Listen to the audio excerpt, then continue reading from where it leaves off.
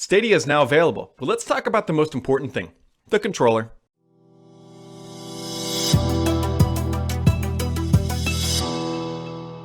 What's up everybody, Brad here, and in front of me I have a smattering of controllers. We have the Elite V2 for the Xbox One, we have an original Xbox One controller, we have a PlayStation DualShock 4, and of course we have the brand new Stadia controller. Now this is, the interesting thing about Stadia is primarily this is the only thing you're ever going to touch. It's not like you have to go turn a console on with like Xbox or PlayStation. I guess technically it does ship with a Chromecast Ultra and you could consider that part of it, but considering you can play this on anything, this is really the only thing you're going to touch. And as with just about everything in the console world, the controller is massively important because this is how you're going to hopefully get all those wonderful headshots when you're playing Destiny online or doing whatever.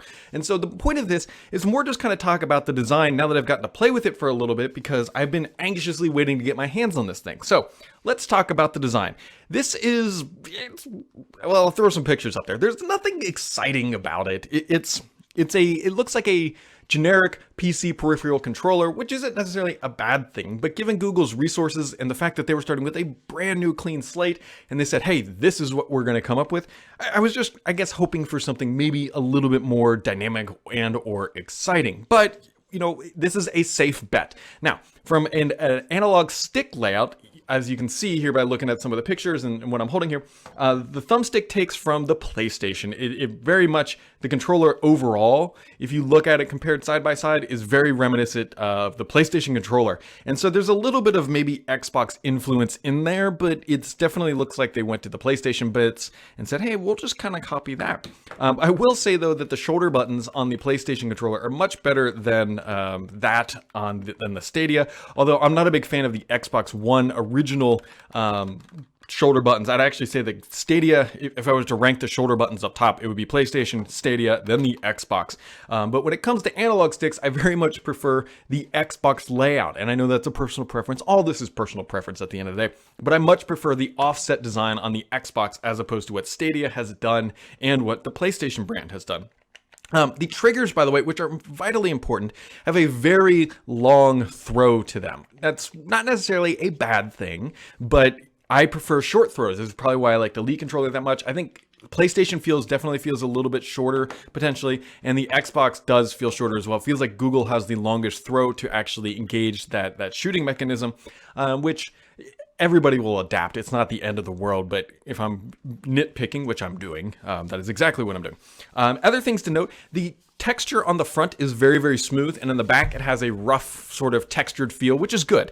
It's very reminiscent of the Xbox controller where the front is smooth and the back is textured. The PlayStation is a little bit more smooth on the back than everything else. So I would say that Google probably copied that maybe from the Xbox controller. I mean, granted, they could have come up with their own stuff, but that's the best way to feel about it. The button layout, it's all the same. It's actually exactly the same as the Xbox controller. The PlayStation one appears to be a little bit more spread out. I don't think it makes a big difference. The only thing that is kind of odd is that they're a little small, if anything. Like looking at them side by side here, they definitely look smaller than on both the Xbox and the PlayStation. And I can kind of tell when I'm trying to blindly hit them right now that they're a little small. Xbox has a nice kind of like curved dome, almost like an M&M style. And while PlayStations are larger and they're flat, they still work just fine. So they're a little small. The clicking mechanism of pushing the analog sticks down feels pretty much the same across the board. There's nothing really to say here. It clicks, it dings, it does what it needs to do. But the rest of the buttons, they're a little mush. They're a little mush. I think PlayStation does it pretty well. Google's, and the reason why I'm being extra critical on this is because this controller is brand new and they already feel mushy. The PlayStation and the Xbox One controller are like 3 or 4 years old. I can't remember how long I've had them at this point. They're a little mushy for day one. I would like that real crisp tactile feel. I mean, the thumbsticks have a nice click, but the buttons do not. Overall ergonomics though, they feel all right. There's sort of a concave or concave design here on the back that does feel nice. And I actually say it has better ergonomics than the PlayStation DualShock 4. I think I think a lot of people probably can agree that DualShock controllers aren't the most ergonomic, but Sony has kept with that style design for a long time. I think that the Xbox controller has the best in class ergonomics, hands down, across the board. And so, I don't know. Here's just walking through this controller. I think it'll be fine. I don't think it's going to present any major barriers. Obviously, Google did a lot of testing to get it out the door, but it's just not that exciting, I guess. I mean, you look at like what Nintendo has done with their controllers over the years by adding certain things or trying to mix things up because that's Nintendo for you. That's what they do well. I was just kind of hoping for Google to do a little bit. One thing that I do not like, I really do not like about this, if you look on the back here, it might be hard to see. You can kind of see how it's like a fin and then it's open underneath. And I could very much see Dorito crumbs or Cheetos getting like mushed in under there. No other controller, I don't believe, does this.